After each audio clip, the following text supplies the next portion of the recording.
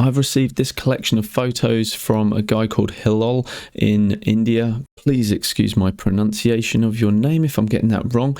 But as always, in Anthony Edits Your Photos, you guys send me in some images and I take a look at what can be done through Luminar AI.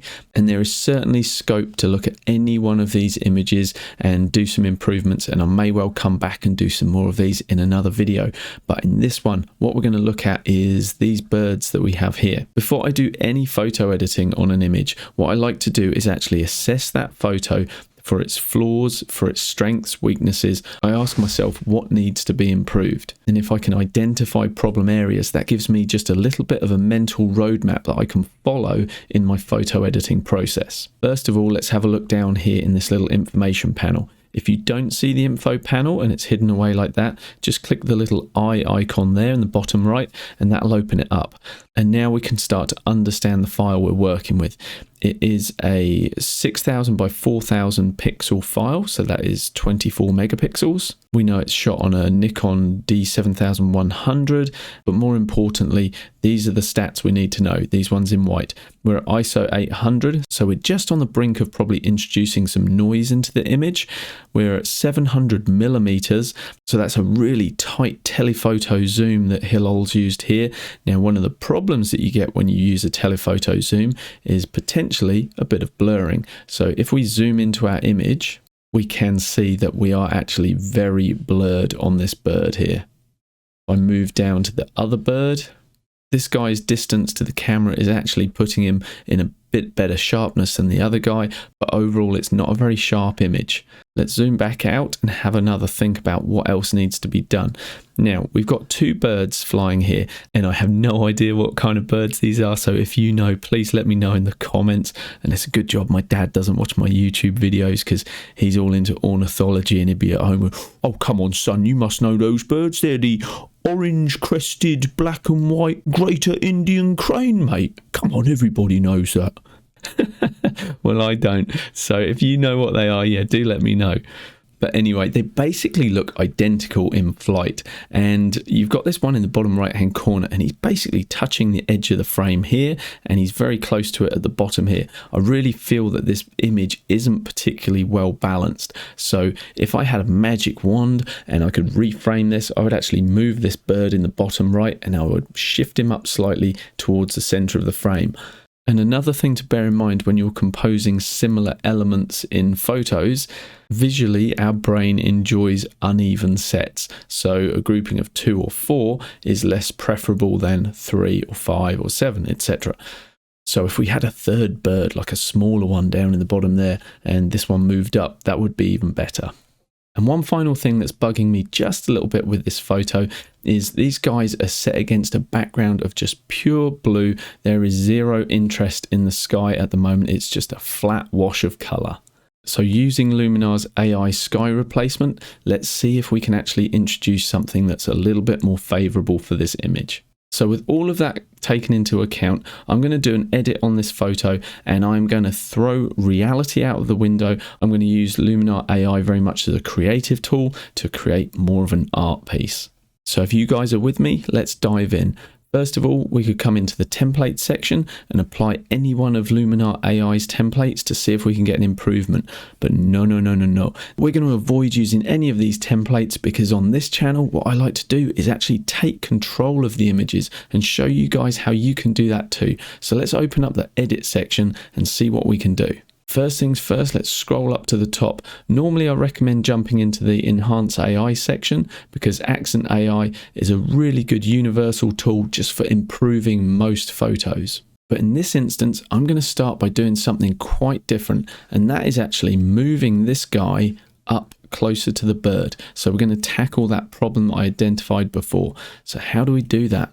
Well, come down to the professional section and in here you'll see the clone tool. Now this is a really useful and powerful tool for retouching things, but in this case I'm going to use it quite aggressively to actually select this whole bird and we're going to shift him up the here. So I'm going to actually click the initial source to be on the end of his beak, and I know wherever I start painting with my brush here, that's going to actually start painting the beak in and every other part of the bird too. So let's start painting. Now, when I get to the edge, I'm going to have a hard edge because there's nothing else to clone beyond that. That's the edge of my canvas, but that's okay. Because now by sampling different areas of the sky and changing my opacity down to something lower, maybe 34%, in layers, I can actually start to paint and blend this in. So I just use the Alt key or Option on a Mac. I click somewhere else in the sky, and then I start painting to cover up the other areas. I'm just going to increase the opacity actually because this is just taking a little longer than I wanted. I don't need to be super accurate with this. The more accurate you can be, the better. But for the sake of a quicker video, I'm just going to be pretty rough and ready. Now, the one area I need to be careful with is just around his foot here, because if I use a big soft brush, I'm going to start painting out his toes, and that's not what I want. And there we go, guys. We've successfully moved our, let's call him a crane, up further and closer to this guy here. So I feel visually already we've got more balance in the photo.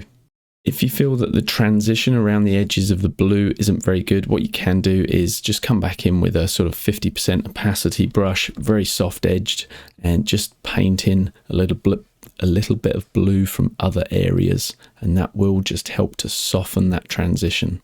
Now, in my haste, I did go over his wing here just a little bit, but look, I'm not going to worry about that in this instance. The next thing I want to do is just see if I can improve the sharpening.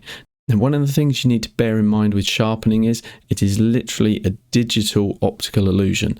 There is no such thing as reintroducing sharpening, whereas you can take a sharp photo and blur it, no problem there. If you've got a really blurry photo, you imagine the most blurry photo you could possibly get, totally out of focus.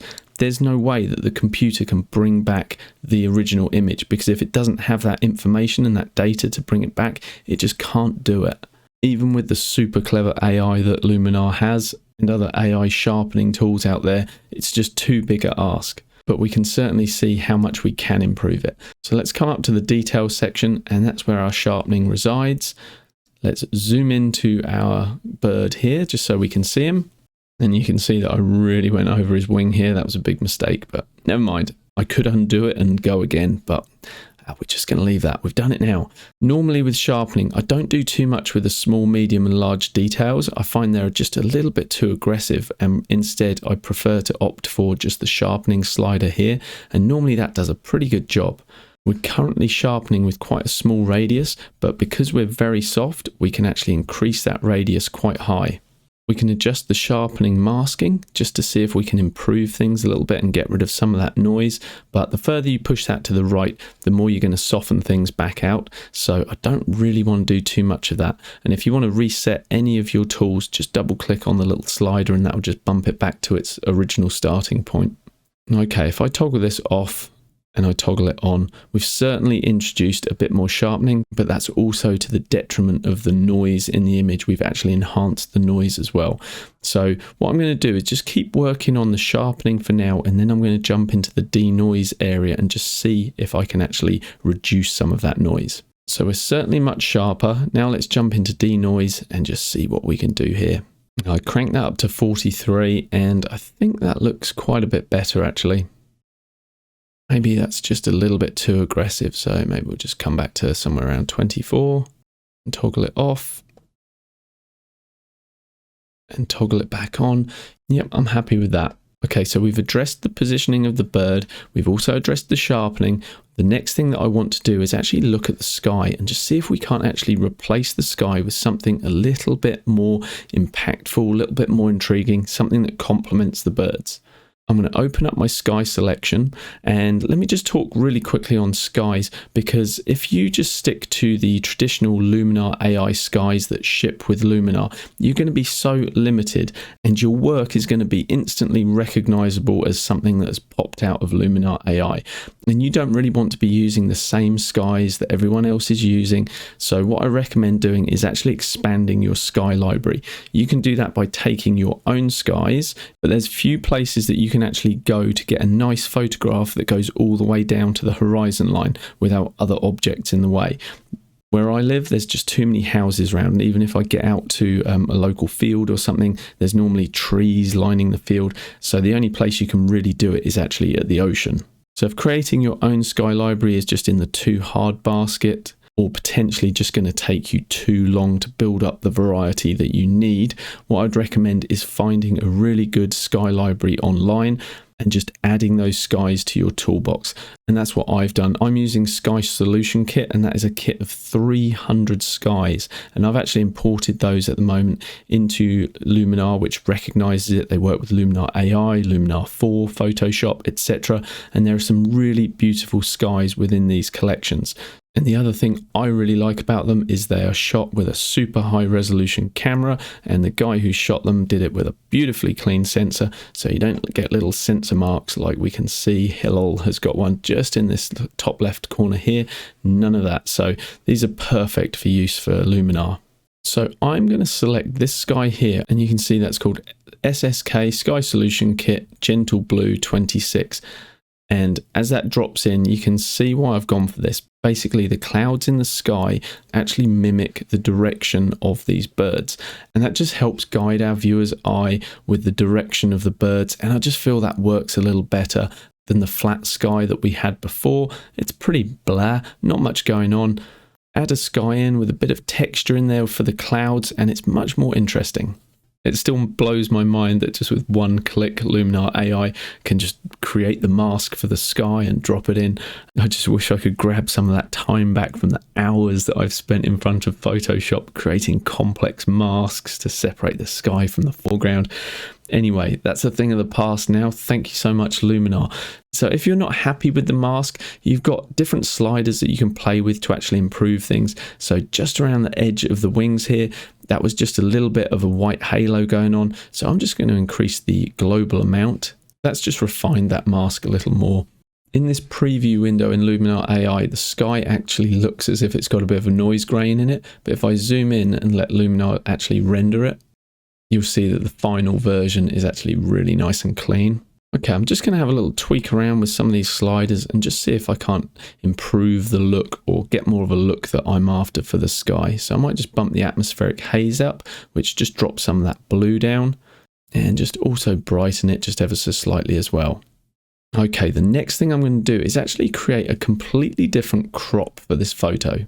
There's nothing inherently wrong with how things are at the moment, but I did say I'm wanting to create something a little more artistic, and I'm envisaging more of a panoramic kind of look, like a strip canvas that you might put up on your wall.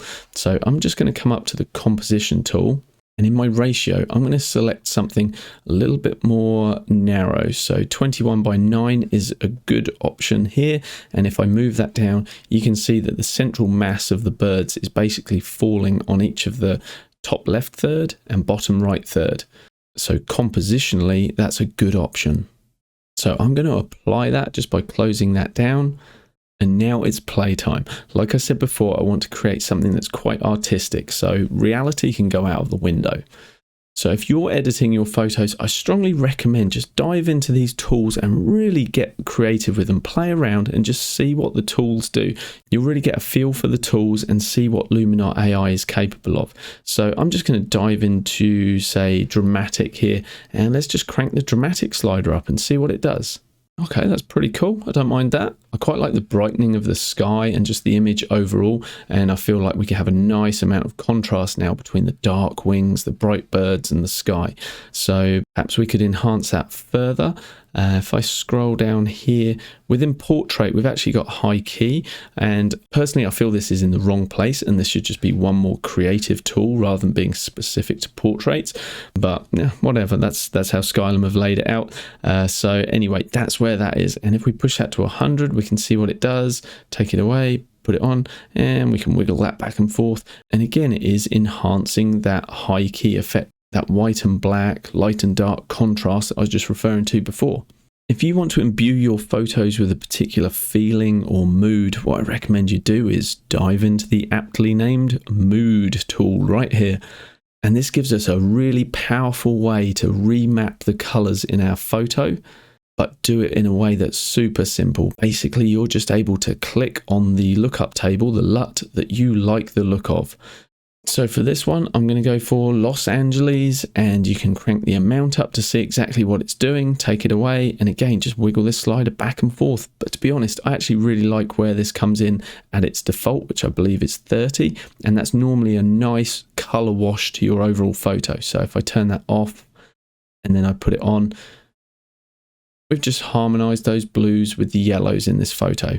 Now, before I go on to what I think will be my final step, I just want to pass on a note about how Luminar AI actually represents the photo here. Currently, what we're seeing is just a representation of what all of these tools that we're applying is doing to the photo itself. This isn't actually our final output. To see the finished thing, we need to export the photo, and that's going to apply or like hard bake all of these changes that we're making into a new photo file. So the original raw file that Hillel sent to me will be left untouched, and we will have a new version which won't have all of this sort of representation of grain. Like again, if I zoom into the sky here, you'll see it looks all grainy. Luminar does a little bit of a calculation, and then pop, we have a more accurate rendering of it. So the last thing I'm going to do is actually put a texture over the photo, just to give it that kind of artistic feel. I don't know what it's going to look like, but hopefully it will just help you guys by showing you the options that are available by adding textures. So I'm going to come in and load a texture, and I have a huge library of textures, and I have built this up purely by wandering the streets of different places. You can see this was from Belgrade, Budapest, Granada, Ljubljana. Yep, I've traveled a wee bit, but you really don't need to travel the world to find some really good textures. Just leave your house, have a look around, have a look at the concrete around you, some old buildings, and you're going to find some really interesting textures. So for example, if we wanted to apply this one from Barcelona, we just click open, and just like that, the texture is applied, but currently it's just applied with 50% opacity. So we see the birds through at 50%, and that might be what you want. You can reduce the opacity, you can increase it, but what I recommend is a better thing to do is actually come to the advanced settings and change the blending mode from normal to one of the other blending modes. And as I go through these, you can see that you can get some really different, neat effects. Some of them are a bit crazy, like difference. And the only way you'll get used to these different blending modes is by having a play around with them. Personally, I really find soft light is quite a useful one. It's quite subtle. So even if I push that to 100%, we can see our texture. We can still see our original image as well. I'll just reduce the opacity a little bit. And there's nothing to stop us layering one texture on top of another texture on top of another texture. So why don't we do that? Let's add one more. Let's go for this painty one here, Barcelona paint. And just like that, we've got a kind of painted texture going on. I pre-converted all of my textures just to black and white, but you don't need to. You can use color textures. You really don't need to convert them to black and white. I just didn't want the hues within the textures to start influencing my photos too much. But again, we can come down and change the blending mode from normal and just have a play around and see which ones we like. Color burn is quite interesting. And for this one, I quite like overlay. We can play with the opacity to see how much of that we want. We can get super grungy with it if we want to. And if you liked what the normal mode was doing, which I kind of did a little bit, but we also like overlay, what you can do is just add the texture again. Come to the same texture and load it in. And because it's grey, it kind of gives it a silvery metallic look. And I can just ease the opacity off. I am going a little bit crazy with this one, guys, but I just want to demonstrate to you that Luminar AI is a really great tool just for unleashing your creativity. Because it's all slider based, you can just basically do what you want. You can throw textures in, you can replace the sky, you can do so much with it, and it's really easy that basically I had no idea that I was going to end up with this result. If we look at our before, and then we look at our after, like we've come so far, and you know, you might say, oh, I really don't like those textures. Well, that's fine. You can take those textures away. You could reduce the opacity if you want. The options we have available to us inside of this program are literally limitless. So I strongly encourage you guys to load up your photos and have a damn good play around. Don't forget, if you're interested in increasing your sky library, I've got that link below and a discount code as well. If you've enjoyed this video or found it helpful in any way, please help me out with my channel just with a little thumbs up and subscribe if you haven't already. And right now, YouTube is going to make a suggestion to you for the most appropriate video for you to watch. So if you're still with me, I will catch you in that video, guys.